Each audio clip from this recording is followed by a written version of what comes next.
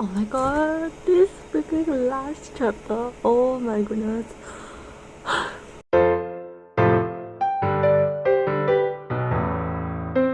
Hi, welcome back to another video. So as you would have seen from the title and the thumbnail, today's video is another video about me reading my anticipated releases of 2023. So the first book that I actually picked up for this new video, because I already did a first part, which I'll link up above for you if you're interested. This second part, the first book that I'll be reading, is Yours Truly by Abby Jimenez. So it's the second book in the Part of Your World series, but I would say that you don't have to read the first book, which is Part of Your World, to be able to understand Yours Truly. I actually don't even remember if there is any link while reading Yours Truly. I didn't happen to stumble across any characters that made me be like, oh, they appeared in Part of Your World. But it may just be me because I read Part of Your World quite a long time ago. Okay, I'm looking at the synopsis of Part of Your World and then I realized that Alexis was the main character of Part of Your World. She appears in Yours Truly as the female main character, Brianna's friend. That's the only relation. But okay, what is Yours Truly about? So basically, if I'm looking downwards, I'm looking at the synopsis. Yours Truly is about Dr. Brianna Ortiz and Dr. Jacob Maddox. So two doctors here. Brianna's divorce is just about finalized, her brother's running out of time to find a kidney donor, and that promotion that she was looking at having is probably going to go to the new man doctor who's already annoying Brianna. But then just when all systems are set to hate, Dr. Jacob Maddox flips the game by sending Brianna a letter, and it kind of unravels all the misunderstandings that she has had about him and that he might actually be a really nice guy. So they start exchanging letters, sharing lunch dates in her sob closet. It just so happens that Jacob's kidney is a perfect match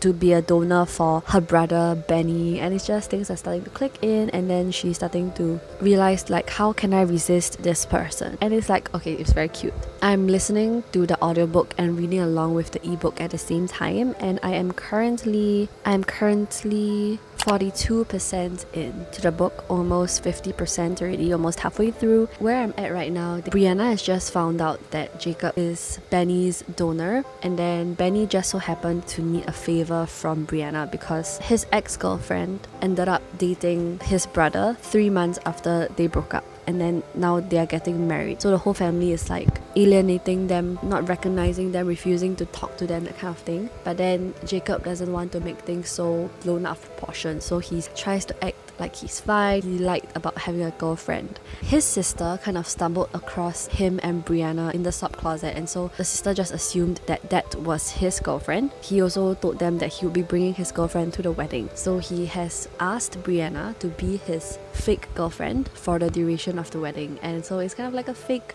dating trope, and it's really cute. It reminds me of the Spanish love deception. Exactly, like there's a wedding, they need a fake girlfriend or boyfriend, but it's so much better.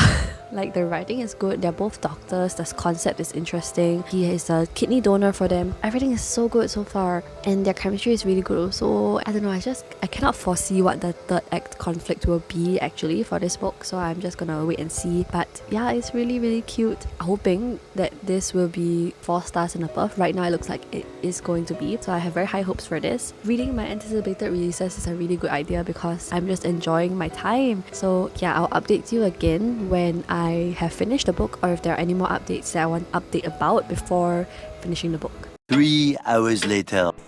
Oh my god, this freaking last chapter. Oh my goodness. Oh my god, you're gonna be there for each other. And tell me, be honest, Julie. And he said, oh my god, what did he say? She said, I'm gonna move in if that's okay. And then he said, yeah, I like that, but why don't we get a new place? That way you'll feel like it's yours too. We'll put both our names on it, or just yours if it makes you feel better.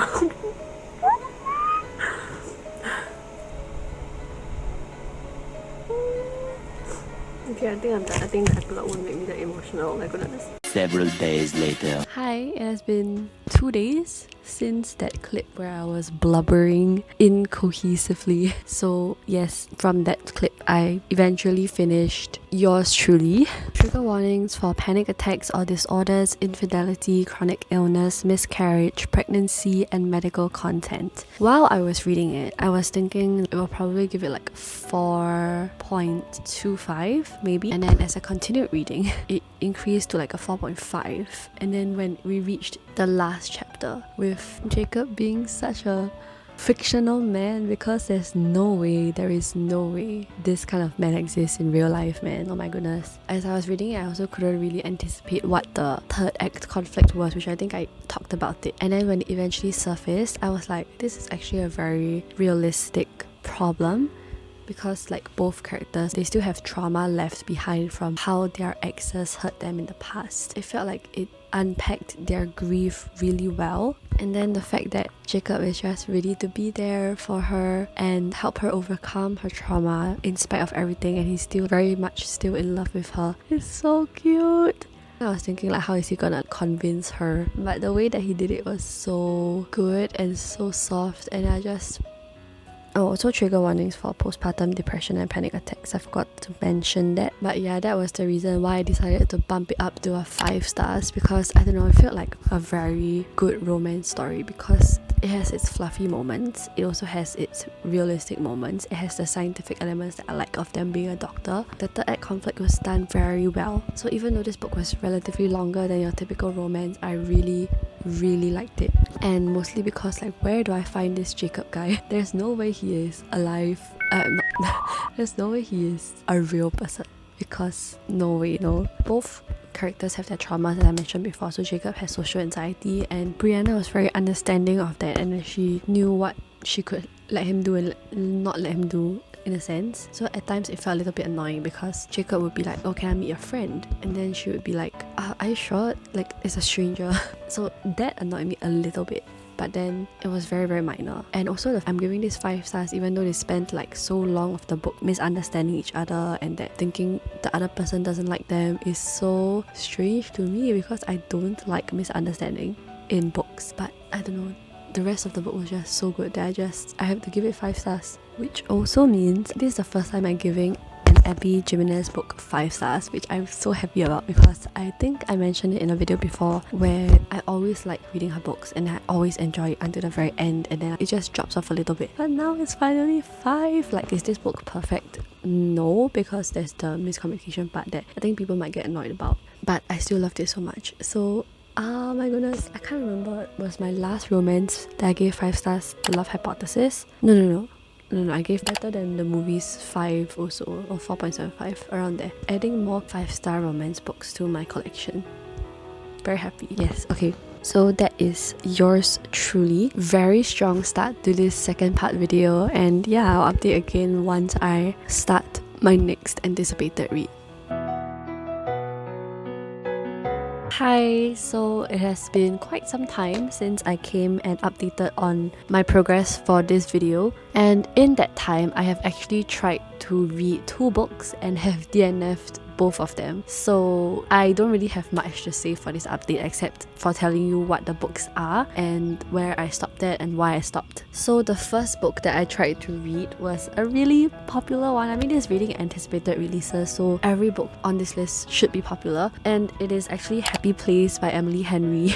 So I actually DNF'd really early on. I DNF'd at 9% into the book because I just wasn't really feeling it. One thing about me is that when I read books, I try not to read the synopsis and just go in straight blind, and especially because I have read a lot of Emily Henry books before, I just decided to just go into it, you know. And Emily Henry, who I enjoyed Beach Read and Book Lovers from, so I was just thinking it should be like a foolproof plan, but it wasn't, because I wasn't really feeling much of what I was reading. So even though it's really early on, I couldn't really vibe with the characters. The writing also felt off to me, and I was just like bored, and I felt like if I continued reading I would be skimming a lot, which I didn't want to, because then what was the point of reading the book, right? So also because when I started reading, I quickly found out that it was actually second chance romance but also fake dating. So I love fake dating, but I don't like second chance romance. So I could have persevered because I like fake dating, but also the fact that it's second chance was just throwing me off, so I decided to just stop at the 9% that I read. Maybe I'll pick it up again one day, but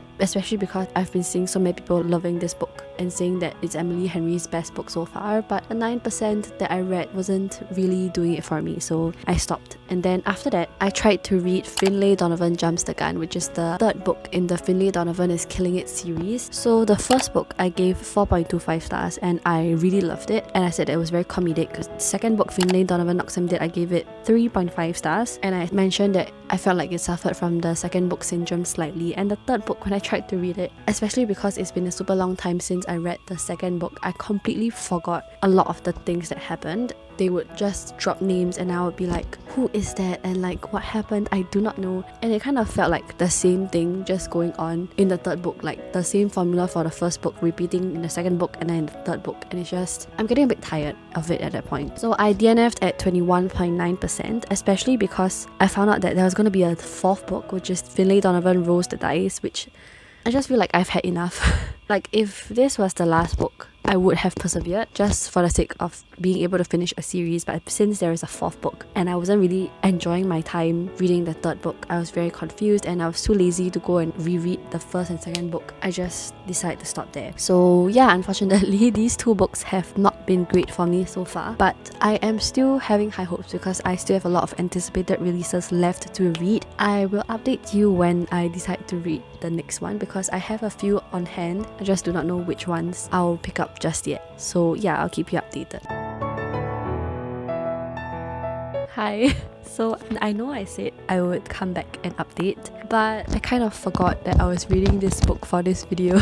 So I actually finished the book already. I finished The True Love Experiment by Christina Lauren. I know I said I was anticipating this because it was Christina Lauren and it sounds interesting, but it was only until I started reading like halfway or like maybe 30%, then I was thinking that it was actually quite similar vibes in terms of the concept of the soulmate equation by the same author duo. Then I realized that it was like a follow-up / companion novel / sequel because it wasn't even listed as a sequel on Goodreads. But yeah, I drew the dots, and so basically the True Love Experiment follows up from the soulmate equation, which was a story about how there was this DNA based matchmaking company known as Genetic Ally. The pair in the soulmate equation met through that because Jess has a 98% compatibility with the founder, River. That was their story. And then now in the True Love Experiment, we continue with this Genetic Ally genetics thing, in that Connor Prince, who used to be a documentary filmmaker until his company had this new boss and the boss wanted a reality dating show to be produced, and then he was put in charge of that. So Connor's idea was to make use of the genetics from Genetic Ally into making a dating reality show. Then he has a chance encounter with Fizzy, also known as Felicity Chen, who is a romance novelist, and he becomes convinced that she is the perfect fit for his dating reality show as the star. So she will be meeting 8 heroes, of which has a certain compatibility with her. There are base matches, gold matches, and basic matches, if I remember correctly. But the thing is, nobody will know their compatibility rates with each pair except for the director. And then the audience is in charge of voting for who they want her to end up with. Then the person who gets voted in the end will win a cash prize of $100,000. Fizzy will get to choose who she gets to bring on a trip to Mount Fiji. Firstly, that concept of a reality dating show is so interesting. Like, oh my goodness, I would really be invested in watching that show if it were to be produced in real life, because you have the element of testing whether the data really works, seeing their chemistry on screen and whether they really fit. And that is not just the whole story. The story is also in how Fizzy and Connor didn't get off to a good start. So Fizzy kind of has like a bad impression of Connor because he kind of like feels that he is above all these like trashy reality dating shows. She challenges him by making him find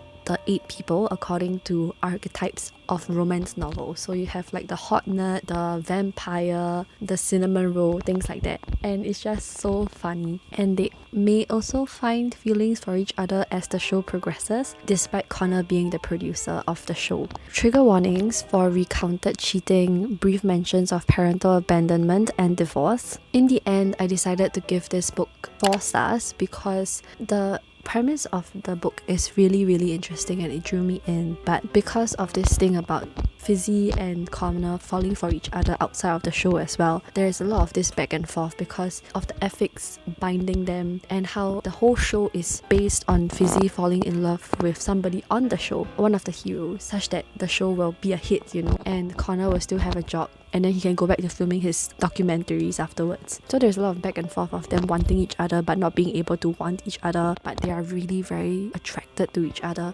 With this premise, I kind of was able to predict what would happen, which made the book kind of predictable, and it also felt too convenient because there's a lot hinging on this show. Like in the book it was mentioned that the studio had another ongoing show and it kind of like went crashing and burning down in flames because one of the producers was sleeping with one of the contestants, and it wasn't even a dating show, and that show kind of like got cancelled by the general public, also because of like there was a doping issue there as well. I thought there would be more at stake, you know, especially because of how much it was emphasized throughout the story. I thought maybe the audience would leak that they saw them together and then maybe the show would be like in a crisis or maybe on the verge of being cancelled. But very major spoilers, but the whole public was rooting for Fizzy and Connor. Like they saw them falling in love. Even the contestants themselves were like, oh, I knew I didn't have a shot, and it kind of like made me feel bad about losing when you know that there wasn't a chance in the first place, that kind of thing. And it just felt too convenient to get that happy ever after and happy ending. So it felt too convenient, kind of predictable, but the premise was really intriguing and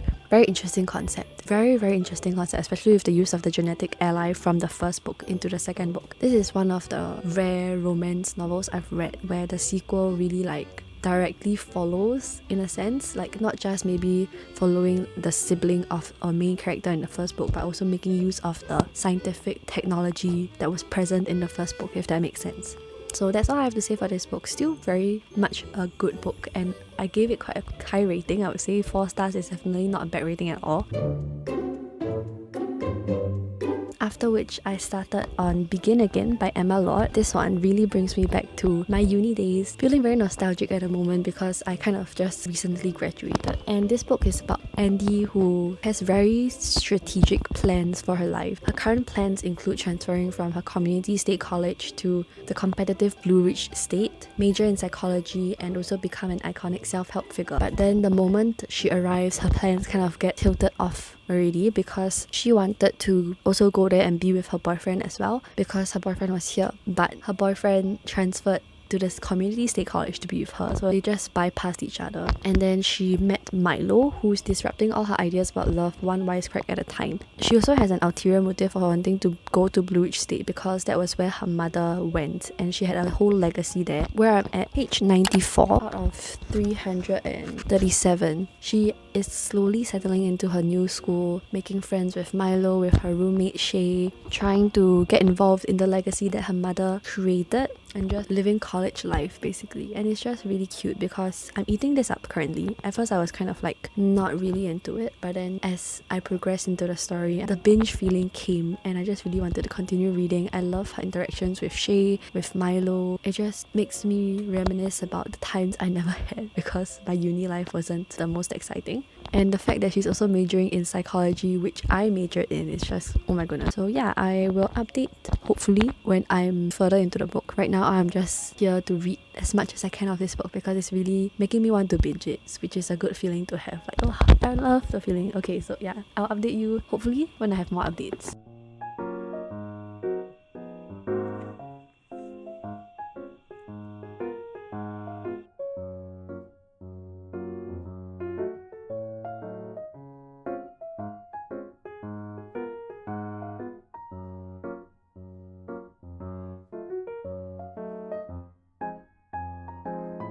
And it is now the next morning. In yesterday's clip, I think I mentioned how all I wanted to do was to continue reading, and that was exactly what I did. So I have since finished In That Time Let Begin Again. Oh my goodness. Okay, let's talk about trigger warnings first. Trigger warnings for grief, death of a parent, infidelity, abandonment, toxic relationship, and cancer. Basically, I gave this 5 stars. I really don't know if I'm being... All along in my reading, I've always found it like rare for books to want me to give them a 5 star. So if I even considered giving it a 5 star and I keep thinking about it, I decide to give it a 5 star. So this was what happened, and there were a lot of things that I loved about this book. Firstly, let's talk about how she's a psychology major and she is struggling through her statistics class. Okay, maybe one minor flaw of this is that in her whole university career, in that 1 year, all we hear about is her statistics class, but I'm sure she should have had other modules, so that was just one thing that kind of took away from the story. But I enjoyed watching her struggle in statistics because I struggle in statistics in my psychology major as well. I love the whole thing with the Night's Watch, the legacy that her mother helped to create, this pirated radio show that nobody knows who is the knight of each generation, and then they each have their own thing, be it like the work-study programs or gunning for more clubs to be formed, things like that. Again, I really loved the relationships formed in this story, be it between Shay and Andy or Shay and Valeria, who was her statistics tutor, or between her and Milo, and it's just very cute. I didn't even like worry about this story at all, about the fact that it's YA, even though for some other books I will worry about that because I don't normally gravitate towards YA anymore. But something about Emma Lott's writing just really doesn't make it cringy. It makes you read along with the story and empathize with the characters. I love it so much. I love her writing. I love her storylines. The only other book that I read from her that I didn't really enjoy was When You Get the Chance. I think that was kind of like a drama slash theatre slash Shakespeare kind of high school story, so I DNF'd that one. But I have You Have a Match by Emma Lott left, so I hope that will be good as well. Yeah, quickly becoming one of my favorite YA authors, Emma Lott. Okay, now into the spoilers section of this book review. All along she has had a boyfriend, right, named Connor Witt, also known as Wit. There was this plot twist in this story wherein she has always felt guilty because she thought Connor transferred to her previous community college for her to be with her. So she has been trying to collect enough ribbons for the both of them, because the Knights also has this ribbon scavenger hunt, which with enough coloured ribbons you can get to choose which club, be it the colour ribbon that you chose. I hope that makes sense. She was trying to get enough for both herself and for Connor, and that resulted in her giving up on a lot of things like missing classes, her weekends are always filled, things like that. So it also resulted in her grades slipping as well. Then we find out that Connor has been cheating on her with Valeria, also known as Wit to Valeria. He didn't transfer to be with Andy, he transferred because he actually missed a lot of classes, like he ditched a lot of his classes, and that resulted in him not being able to stay on in Blue Ridge. And not just that, like even before Andy found out about it, he kept pushing all his things to her. Like he would say how, oh, I send you some of my essays because you always know just how to tweak it so that it's better and things like that. And that was how he got into Blue Ridge in the first place, with a lot of help from Andy, such that her own grades suffered and she had to try to get in on a transfer instead. This freaking asshole, and the fact that he was relying so much on her and he just took all of it for granted, you know, like, oh, this girl will just do anything for me. Oh my goodness. And I was wondering how Connor would get written off so that Milo would come in, and this was such like a planned thing, because even from the start we already know how Valeria was not over her ex. It would just be hot and cold towards her and things like that, and then it turns out to be Connor. After Andy found out, she and Milo met, and I was thinking, oh my goodness, if they kiss now it would be so bad, because they technically haven't broken up yet, but they didn't, which I'm so grateful for. Like that was such a good choice on the author's part. There was a lot of ways that the story could have become bad, but it didn't, and it's just, oh my goodness, every step was so well executed. And I just really love Andy and Milo together. Like this whole story is about her navigating through university, with friendships, but also with her romance with Milo, and it's just the sweetest thing ever. How their friends also help her to be like, no, you have to study, you have to stop trying to fix other people's problems and avoid your own, you know. She has this thing about it. Also, there is her relationship with her dad. Things were kind of bad between them because ever since her mom died, his dad was kind of like avoiding everything, and then he wasn't there for her a lot of the time. He eventually met another lady who has a daughter, and then she just feels not enough. I'm very proud and happy that she got to resolve that with her dad slowly but surely in this story. And it's just this is such a perfect story of how messy life is, especially when you're at a young adult state. Like, you're navigating new school journeys, new relationships, maybe trying to fix your family relationships as well. And it's not just her, like all of her friends have some kind of problem one way or another, and it's just a very good depiction of how messy young adult life is. It's just a mess, but somehow you survive through it with help from your friends, your family. It becomes like one of the best moments in your life when you look back on it, you know. It's just so cute, so good. And it's like a step forward from Tweet Cute, because Tweet Cute was when they were in high school, and this is one where they're in university, so it just kind of feels like a transitioning kind of story, even though their characters are different. So anyway, this is a 5-star, very good end to this video. I forgot to add, oh my goodness, the podcast is so good as well. Like, oh my goodness, it helps her to face some inner fears that she has had also regarding like wanting to always be on the back end, not wanting to step forward and do anything live because then she can't control things are out of her control. And then it also has to do with her mother's legacy and stepping into her own shoes. She works in a bagel shop in the uni as like part of her work study program, and the bagels sound so delicious that it just made me really crave for bagels. Really good end to this video. Apart from the few misses that we've had, like with the DNFs, apart from that, everything else has been really good. Reading my anticipated releases, so there will definitely be more videos of me reading my anticipated releases of the year, which has been so good for the quality of my reading journey this year as well. All the books are so good, so yeah, that's great. With that, I have come to the end of this particular video. I hope you enjoyed. If you liked it, please give me a thumbs up. Consider subscribing to my channel for more of such content. Comment a radio emoji if you're still watching for the podcast. I hope you're having a great day or a great week whenever or wherever you're watching. Remember to stay hydrated, and I will see you in my next video.